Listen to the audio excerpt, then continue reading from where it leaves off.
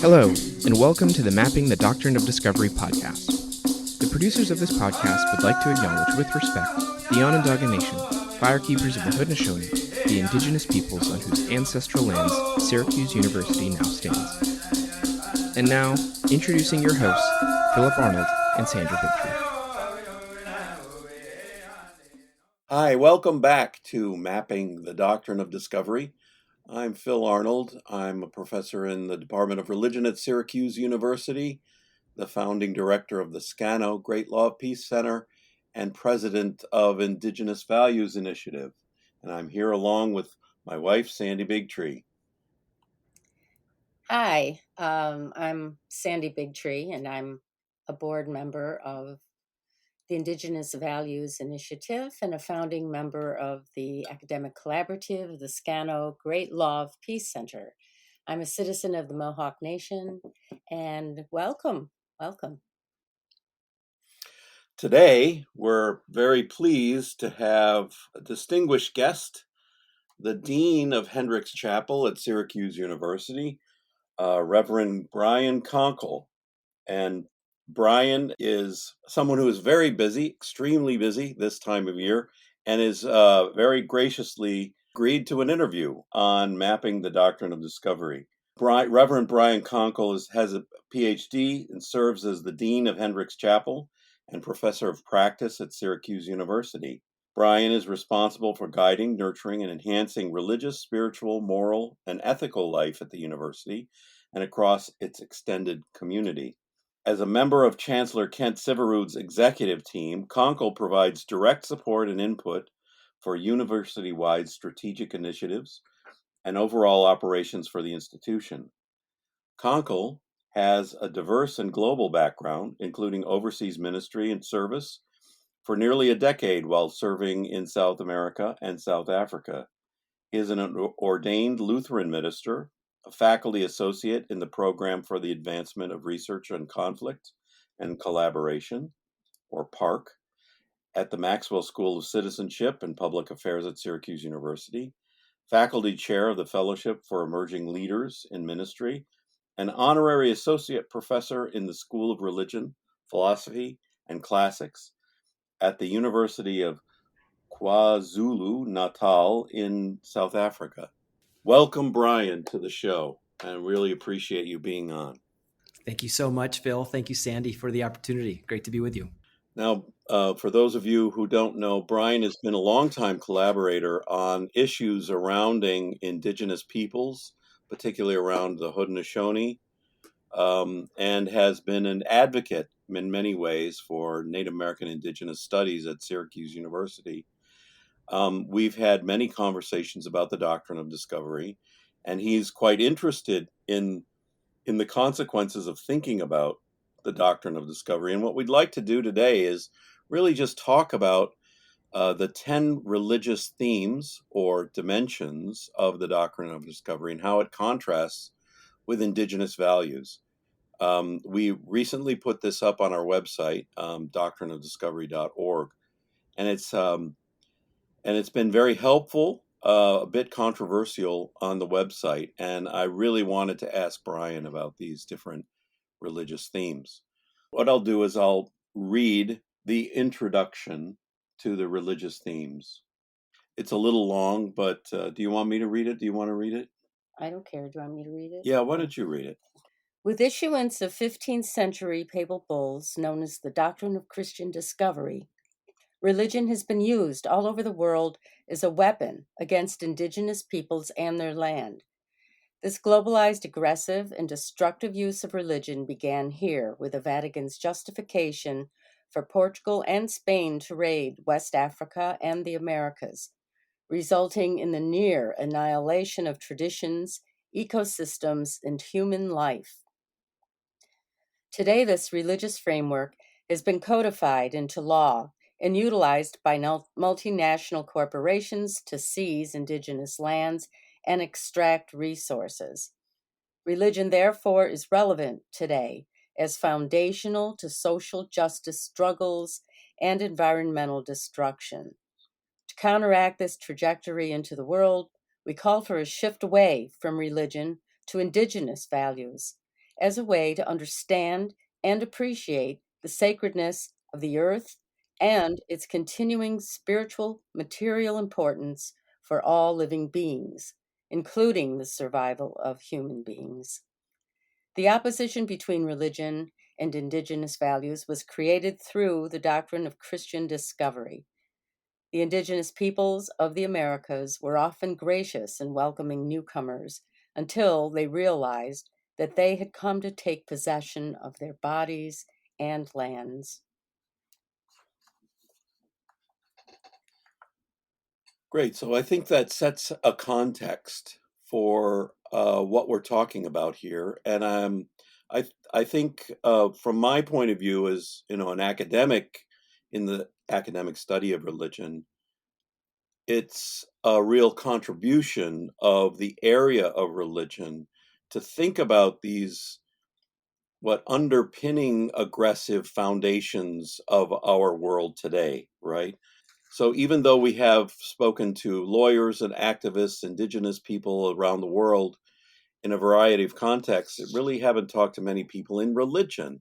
And Brian, you're an insider, right? You're a religious insider in some degree, but you also organize and manage a multi-religious, multicultural institution within the university setting, which is quite different than most religious leaders will say.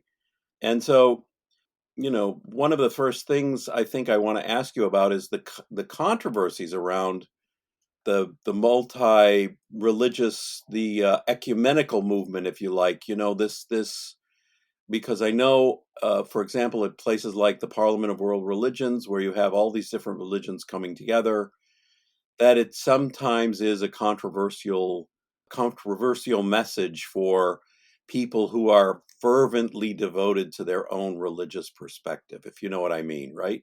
So I wondered if we could maybe start there and think about plurality of religions versus the devotion to one's own religion. I appreciate the question. I think that Hendricks Chapel provides a wonderful context for us to enter into that conversation. And one of the ways that I think about it is leaning into a priority of paradox, that oftentimes we think of either or, either or, either or. And for me, coming out of the Lutheran tradition, there's a real embrace of a sense of paradox, that things can be both and there's a number of different examples for that.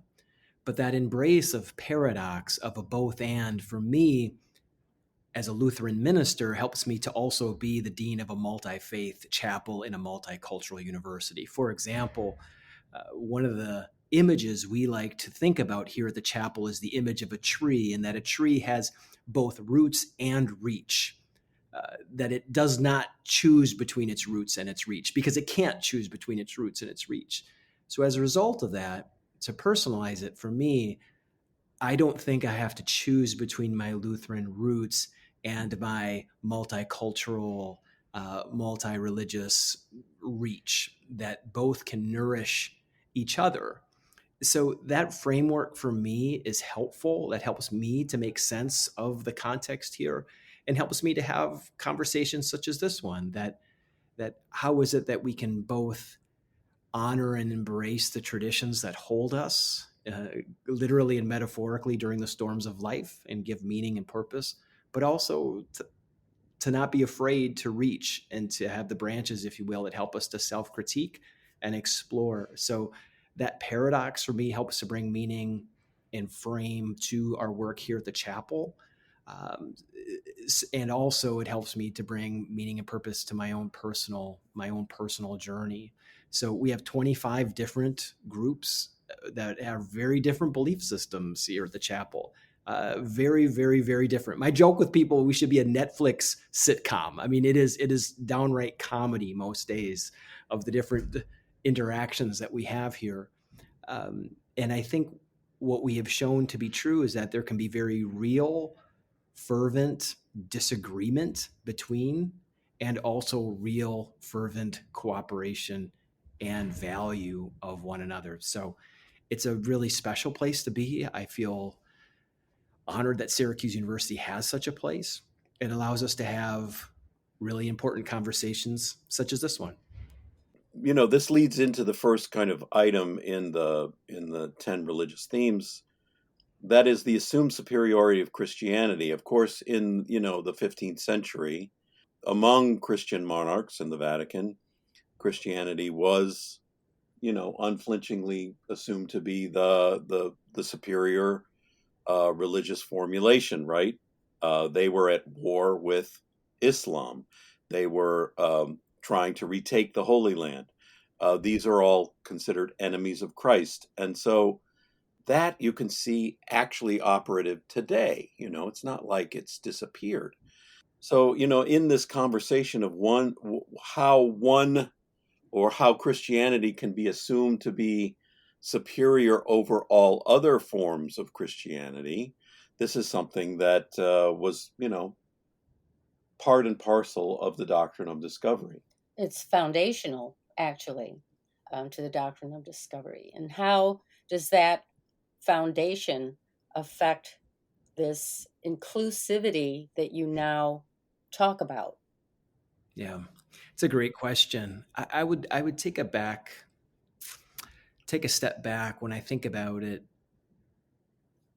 I think about the word conversion, and oftentimes people think conversion is about me trying to make others Lutheran like me, and of course there's hundreds and hundreds of years of history of those that would see conversion that way.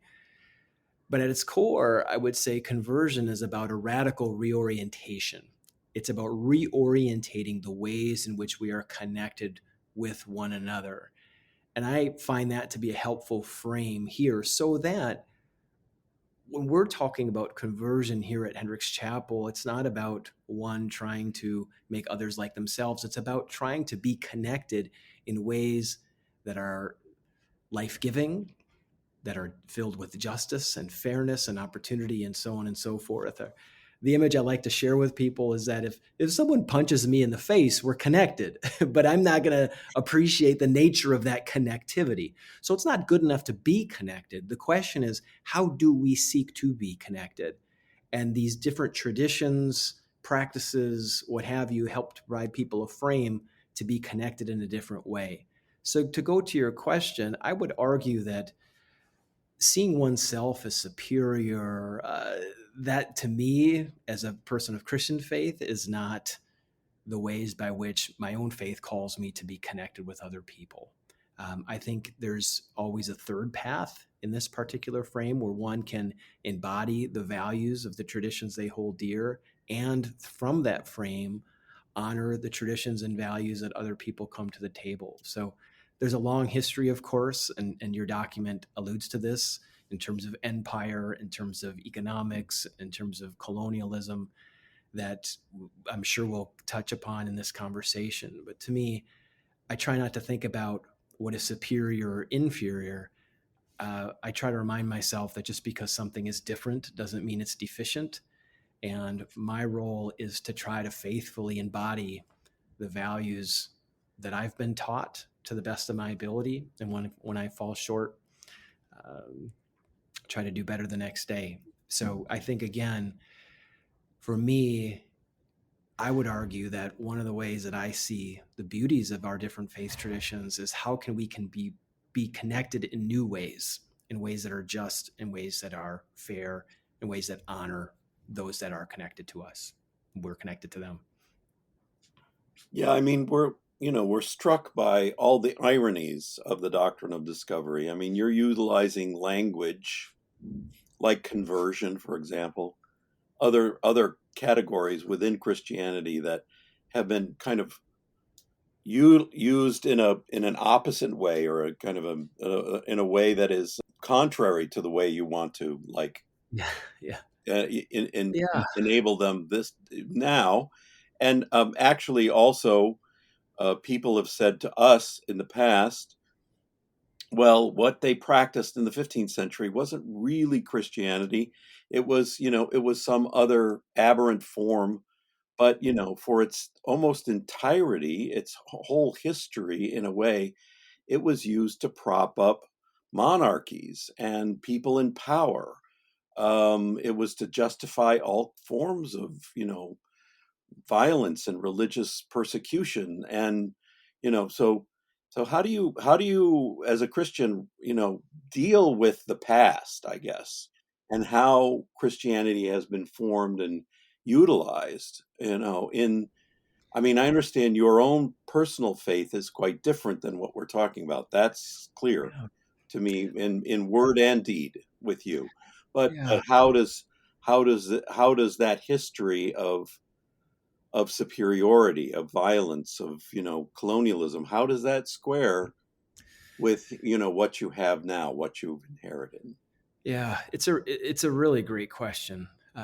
My own journey, as I've shared with many on this campus and beyond, I'll share. I grew up in a small town in central Wisconsin with a couple hundred people. Half of them were my cousins, and so we did not have, for the most part, an awareness of these long-standing issues, if you will, for hundreds and thousands of years. And for me, a lot of it came from living overseas for 10 years. Number one, living in Guyana, formerly British Guyana, and becoming confronted with colonial history, and also then living in South Africa and being clearly aware about the role of religion, both in terms of the apartheid regime, but also the role of religion in the anti-apartheid movement.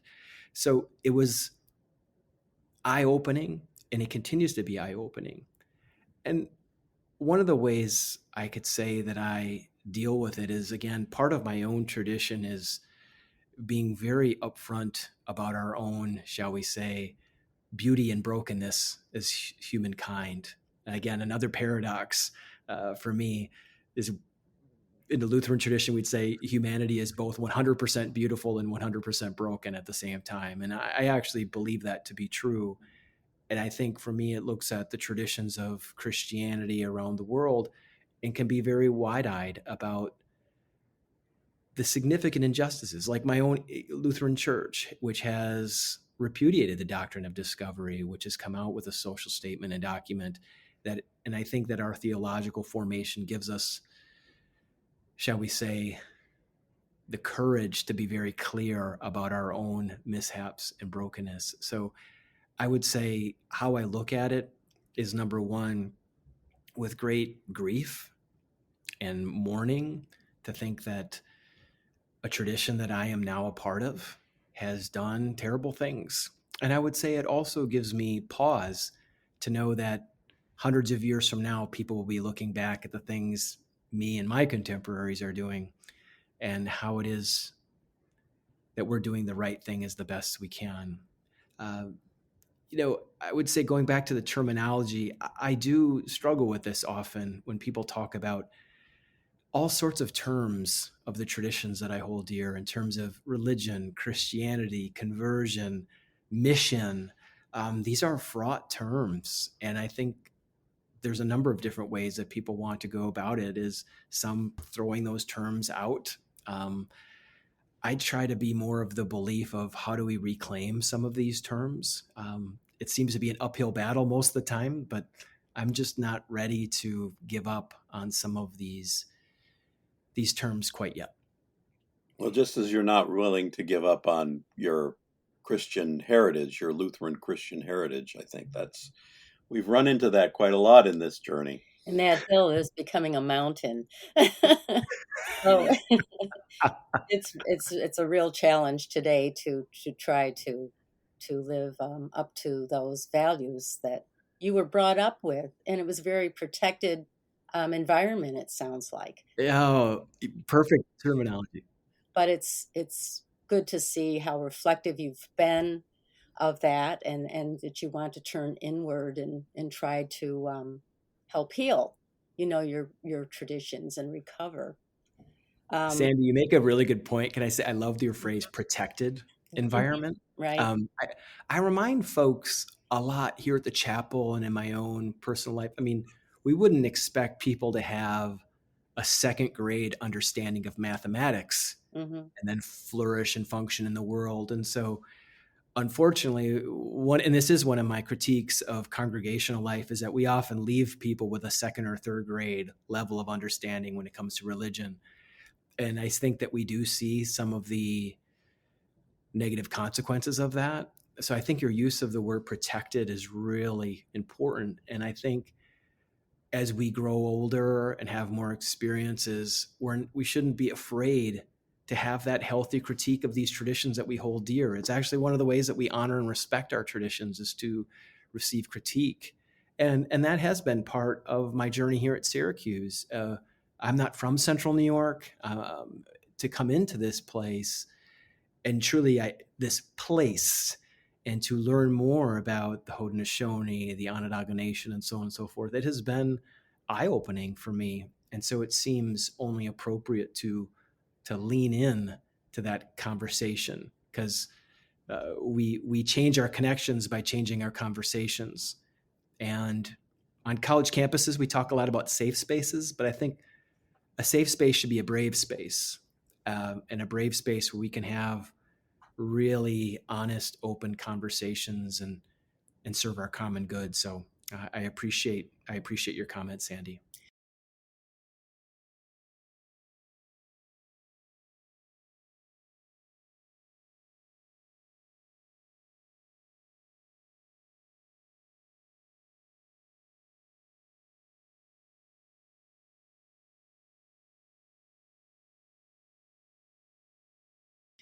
But you do voice challenge, with the limitations of what you were taught in your life, which were revealed Do to you you need help catching when up on you today's moved topic? out into Or the do you want to learn larger more about the sphere of resources human. mentioned? And If so, please have check our to website at show the differences with an indigenous podcast.doctrineofdiscovery.org sense for more of information. reflection. Now, back to the And conversation. that involves, the earth. It's not a textual learning, but it's a learning by being integral in the earth, and all the lessons are learned therein from those special relationships. So it's ever changing and it's very vibrant. And so it's a different sense of looking back. You're looking back to lessons learned, but these indigenous values are ongoing lessons learned daily as the natural world in all its diversity challenges your identity because you are connected to the earth. So it's not hierarchical. It's not all knowing. No one's in charge of the world or on this ascension to a higher consciousness, because the consciousness exists here and being receptive to all living beings that engage your world. It's very different having these kinds of conversations because they're so different, Yeah, it's culturally. two ships in the night, sort of. Mhm. One of the things we talk about quite a lot is how religion can be seen as an ideology or something that exists between the ears in a way, or in the human heart even, but interior to the human being. But indigenous values are built from these relationships external, these life support systems that are, involved with interbeing communications, the life of the earth and that sort of thing. And sometimes religion, just the use of the word faith traditions, I mean, that sort of puts the emphasis on the human being as maintaining that value system rather than the earth itself as somehow the container of these values that have to be constantly revealed. We, in history of religions, through the work of Mircea Eliade, and that's in these 10 themes, we use the word hierophany, or the manifestation of the sacred in the world. And I think that is a good way to think about indigenous traditions, that always the world is revealing itself to human beings, and through their relationship with other beings, other non-human beings. Yeah. And I think that in many ways, religion kind of gets that all backwards, So you can kind of we've been talking about hierarchy. We've been talking about the creation of a Christian empire in the past, and these are still very much with us in the culture today. There are these forces that really want again, a Christian empire, right? And they're at odds in many ways with democratic thinking or other kinds of thinking. I wonder if we could get into some of the more specific theological ideas that are in Christianity, and I think have fueled American Christianity in particular.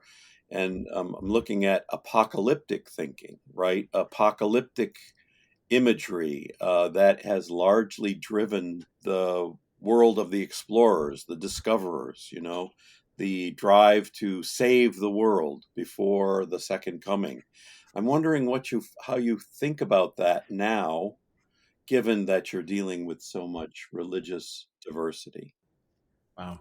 These questions are great. I feel like this should be part one of a 10-part series, you two. This is this is amazing. So I've got more. apocalyptic thinking in 2 minutes or less. Okay, here we You go. got 5.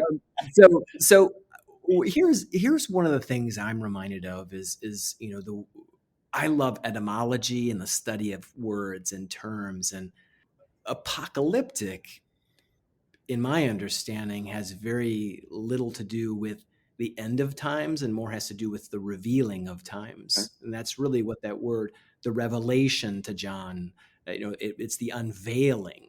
So one way I like to think about it is that crisis gives birth to clarity.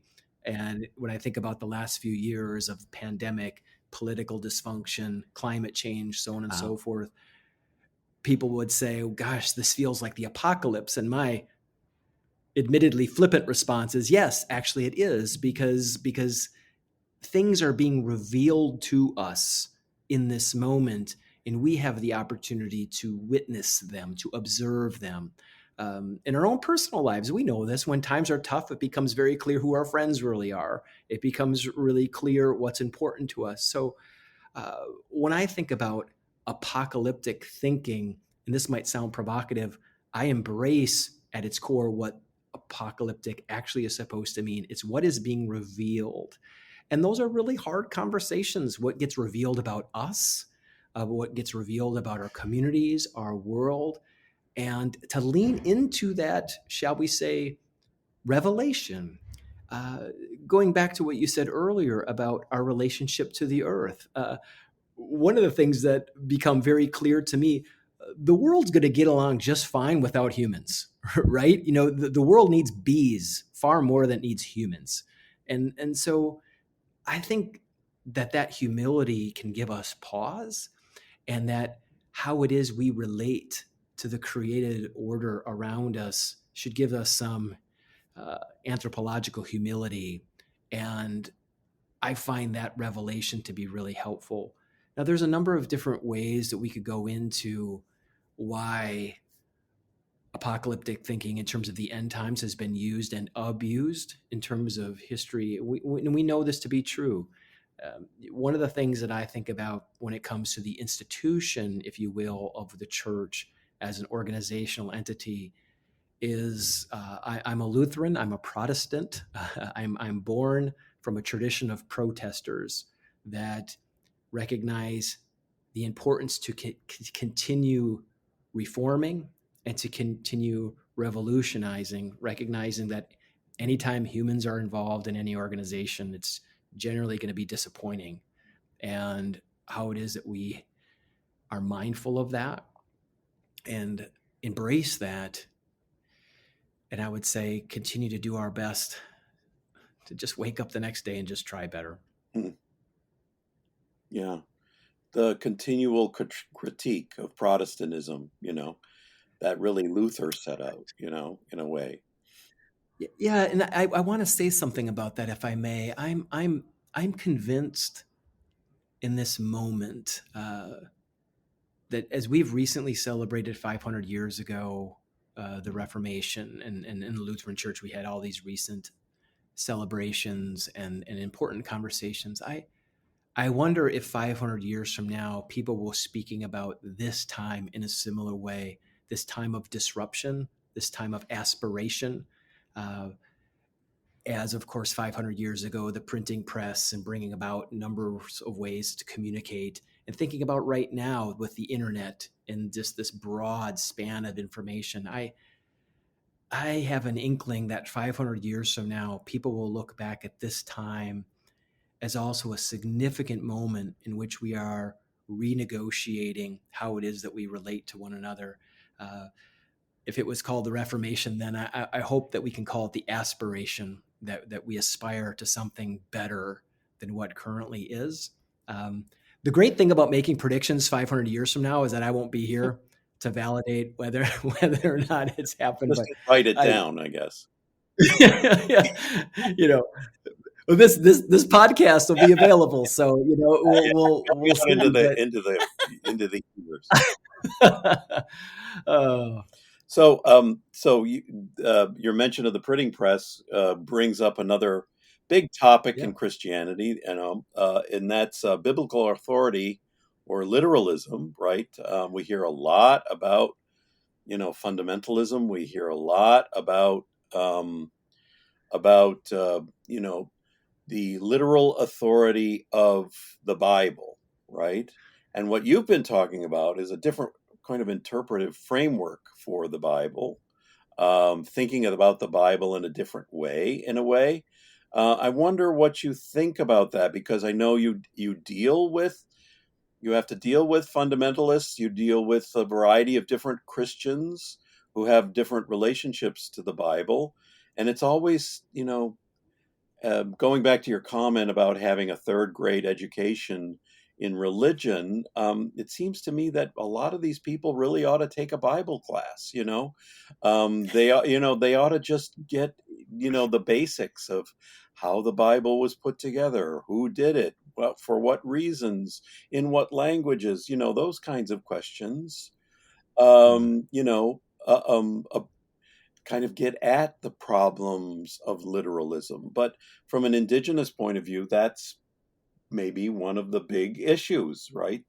The idea that you can take this book as somehow the literal, unfiltered word of God. That seems to me odd just in the face of it. But the authoritative text. Exactly. I wonder how you feel about what you have to say about that. Well, again, I'll give you my quick answer now, and then in episode 6 of our 10-part series. So it is, and I want to honor. It is hard, and I'll say this for me as a Christian, when you do look under the hood of the car, if you will, it is hard, and I do have compassion for those that crack open their understanding to realize that this book did not just drop from the sky, and that there was a process, a political process, as to which books were included in the canon and which were not. And I understand that that's a challenging conversation for those, and it would just be easier to stay at a second grade level in many ways. I appreciate that. But for me, having an open, wide-eyed view and understanding of how it is that this sacred text was created through human hands, I do believe divinely inspired. Nevertheless, having an opportunity, for example, literalism, my response to this is looking at, for example, half of the New Testament is Paul's epistles, and Paul's epistles we're reading someone else's mail. This is Paul's letter to the so-and-so. We're committing a federal offense by reading someone else's mail, so it just seems important when we're reading someone else's mail to have an understanding of who's writing it and who's receiving it. So the question of how we read that just seems pretty foundational. On the other hand, what I also find really helpful, for example, I read the Psalms every single day, and I find it incredibly powerful how folks from thousands of years ago are writing about concerns and issues that feel like they're speaking directly to me in a very different context. And I personally find that comforting and inspiring. I also think that taking a look at this text helps us to understand a long conversation around how it is that humankind has been trying to understand themselves, how to understand their image of the world, and for some, trying to understand their picture of God. And so I look at the Bible for me as a text that records the conversation that humans are having with God as they understand God to be, and the conversation that they're having between themselves. And by entering into that conversation, I'm able to enrich my own ongoing conversation as well. So I wouldn't say that it's from a sense of literalism and so on and so forth. I think that there's a way to honor the historical context of the ways in which these texts were written. And I would actually argue that the greater understanding we have of the historical context brings things to light in a different way. And I guess that's my commercial for helping people to get beyond their third grade understanding and take courses in the religion department at Syracuse University. So Exactly what I was getting. There's my That's commercial. what take more classes in religion. I always tell people that. At Syracuse University. At Syracuse. That's right. With Reverend Brian Konkol. It's a more critical approach to understanding religion. That's right. Always interject that. Right. They're not training missionaries or right. Exactly. preachers. Yeah. Well, you're right. I think we won't ruin your religion either. I think that's what. Well, the critical point. Sandy, you're correct. We shouldn't. Again, safe spaces are brave spaces, and I don't believe that we should be afraid to critique. Again, I'll go back to my own Lutheran tradition. Martin Luther was both the priest and a professor. My own tradition was born out of the academy. And part of that foundation is a commitment to not be afraid to pursue knowledge and wisdom wherever that pursuit takes you. And that's why, in part, many Lutheran traditions founded many Lutheran colleges and universities, is that we should not be afraid to seek truth, especially when that truth is contrary to our previous understanding. So it's not about just a regurgitation or a reaffirmation of that which we previously known. It is a healthy critique to say, let's have honest, open conversations about our understanding. And I think that this is what I'm heartened by, especially here at Syracuse, is that this is an important conversation. I feel like the conversation specifically around the doctrine of discovery, around Indigenous values, around the land on which we find ourselves, it seems that this conversation has been picking up energy, with great credit to the two of you and others. And it's an important conversation. And I believe that the more we have the conversation, the more that it will change the ways that we're connected. Because it can't just be about conversation. It's renewed conversations that changing connections, the ways that we are connected to Indigenous people, Indigenous values, and of course, the land on which we find ourselves. And I've been inspired by that conversation here. It has undoubtedly given me great pause to reflect upon my own assumptions and my own shortcomings, and how that I show up as a religious leader, and to do so with humility, and to be part of the solution rather than just part of the problem. No, the conversation is definitely the first step, and it is a beginning, but we still have this great divide, being Indigenous people, having this kind of conversation about religion, because we don't view our practices as being a religion. It's not contained in a book. It's our way of life is embedded in our special reciprocal relationships to all living beings in the earth. And so we don't go back and read text. We perform the ceremonies of gratitude, and then it's revealed to us, how we need to change or re-relate again in a new way to the earth and to those engaged in that regenerative power that every human being experiences, So there are a lot of walls and barriers to be broken down to understand how to be a human being in this world. There are several other heavy conversation items in this list, and I'm going to list a couple of them. Original sin.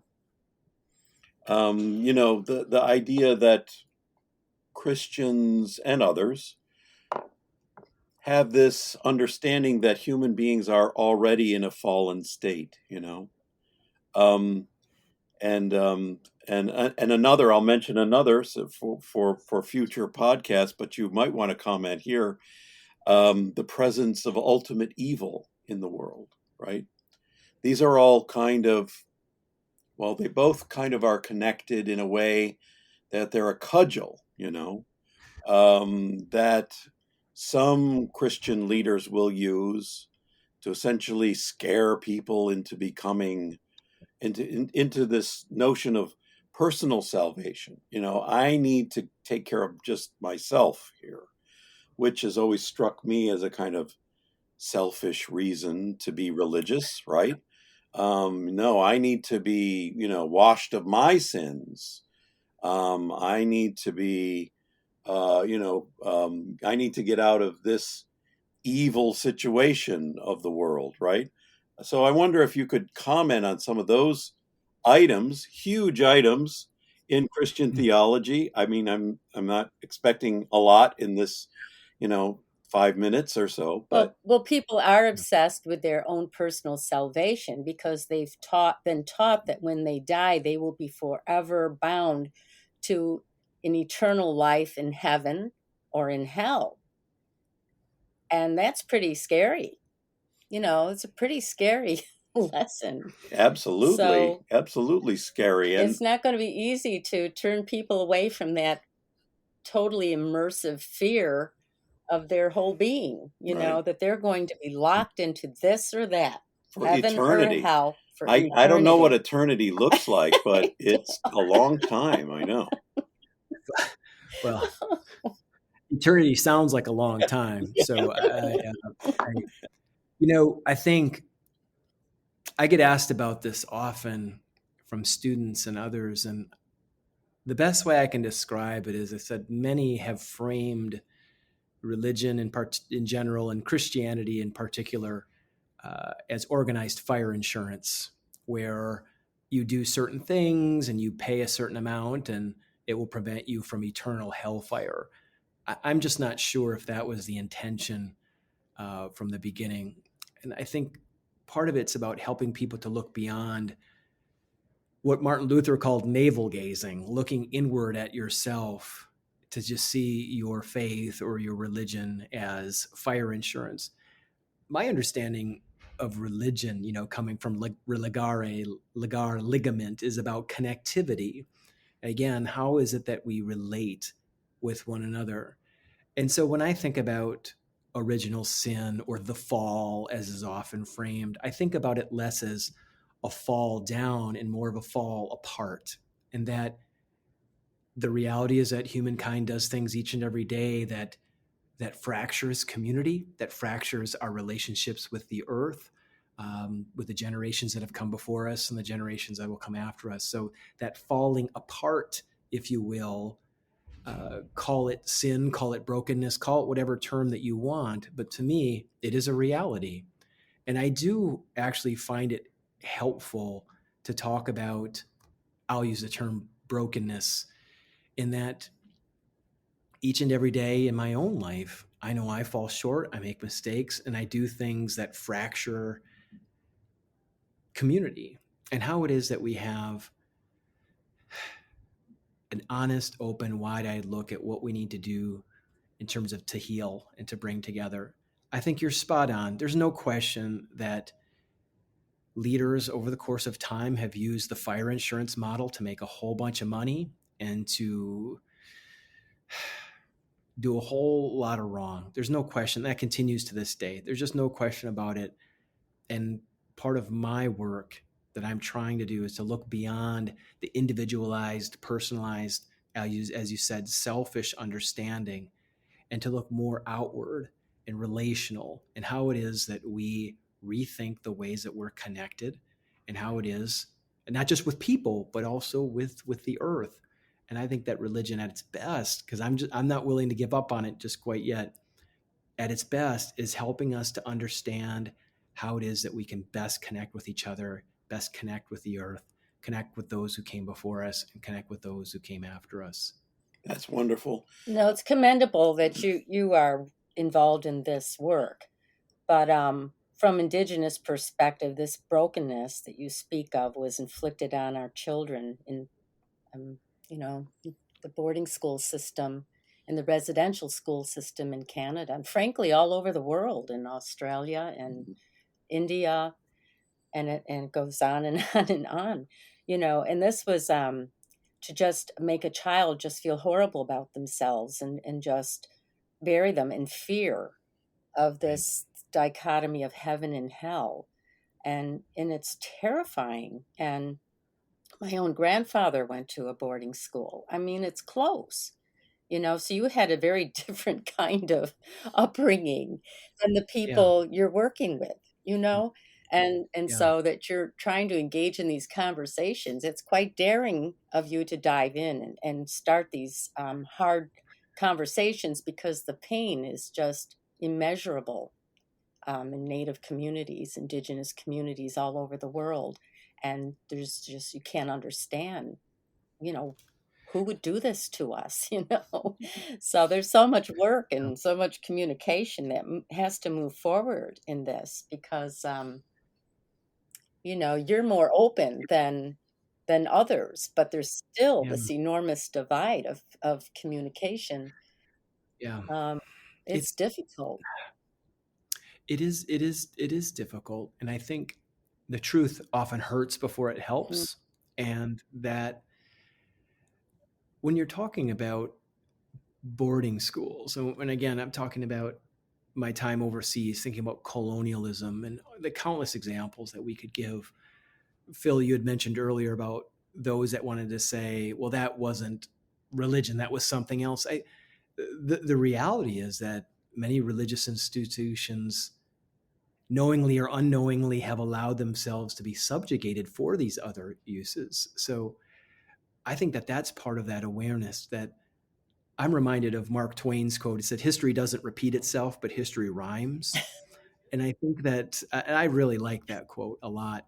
And I think by having an honest and open view of the past, and for me as a Christian and as a minister, how it is that the church has been used, willingly or unwillingly, for various purposes, helps us to be aware, honest, and open about the present and in the future. We see this over and over again, from politics to economics and so on and so forth. And I think it's helpful, although painful, it is helpful to be aware of the hard truth of history, to seek that truth of our history, and then to grow and to be better off for it. That's just where I'm at with it.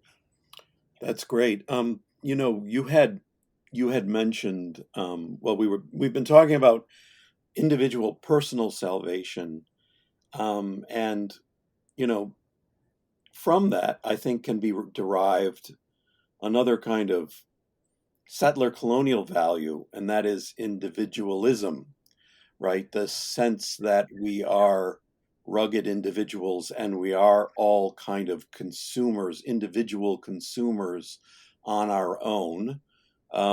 This drives the global economy. It's one of those, so I see its roots very firmly in religion, in settler colonial values, right? Um, and while you're bucking against that notion of individualism in your work, in your understanding of Christianity, it seems to be very much tied up with individual salvation. This idea that really the creation of the global economy can be rooted in Christianity, and globalism, I suppose, but also at a more personal level, this notion that I'm going to just get what I can out of this world, right? This kind of extractive approach to the economy, and after all, economy really just means a set of relationships that are Sure. I get what I can from my nuclear family that I'm right. overseeing and in control of and trying to nurture. I mean, it's the whole system is so isolating Right. and hierarchical. Yeah. I think so. When I'm thinking about the work of Jürgen Moltmann, who talks about the classic being created in the image of God, and for those of Christian faith, that's through the lens of the Trinity. So it's the imago Trinitatis, this sense, if I'm created in the image of God, I'm created in the image of the Trinity, which means I'm created in relationship. And one of the ways that this was really highlighted for me was during my time in South Africa, the concept of Ubuntu, this notion that I am because we are, or a person is only a person through other people. And to take that even further beyond just humans, I am because we are the fullness of creation and the created order, if you will. And it leans us into relationship. And I really appreciate the pushback around this individualistic piece. I think that is something, quite frankly, that's very regrettable, not just about religious discourse in North America, but I would say common discourse in North America. I always find it fascinating that many languages around the world don't have translations to the words that we have with self as a prefix. The idea that you could be self-confident or it's just ridiculous. Right. And I find that really Self-help, kind of yeah, a third yeah. notion. Yeah. Yeah, it's ridiculous. And I find that incredibly helpful to see a person is only a person through other people. So how is it that our own existence is in service to the existence of others, the flourishing of others, that I am not well unless others are well, the fullness of creation is well. So my well-being and thriving and health is tied and tethered into the health and well-being of that around me. I actually think that is at its core part of the Christian message, is that for the fullness of the created earth and beyond, that how it is that I, as an individual, am in service to that which is around me. And I find it very regrettable that so much of it has been personalized, because it is end up this selfishness, if you will, is destructive. And I think at its best, religious communities, faith communities, what have you, are meant to bring health, well-being, and fullness of life to that which exists outside of itself. Absolutely. It verges on the obvious. It just seems obvious. We gain sustenance from the world around us, right? So it just makes sense that we just had Thanksgiving. It makes sense that we're thankful for the animals and the plants and everything else that go into literally creating who we are, right? We breathe, we drink water, it just seems obvious. And I think that indigenous sensibility is quite obvious. But you see it in our students today. Our students, they all want to be influencers or something like that. They want to be the next, they want to have a podcast, dare I say. They want to be famous people in the world, and that to them is their salvation in a way. I mean, it's rooted in a religious idea that creates this cultural form that I find is very hard. I think it's definitely part of the doctrine of discovery, but how do we get at that? And I know we're running out of time, but I wanted to say this about, we talked at the beginning about where I grew up, and it's actually one of the reasons why I feel very, very fortunate to grow up where I did. Is the joke, of course, is when you grow up in a small town, if you don't know what you're doing, that's okay because everyone else does, right? Right. I grew up in an area where I knew exactly where my milk came from. It was from my neighbor Keith. I know exactly who paved the roads.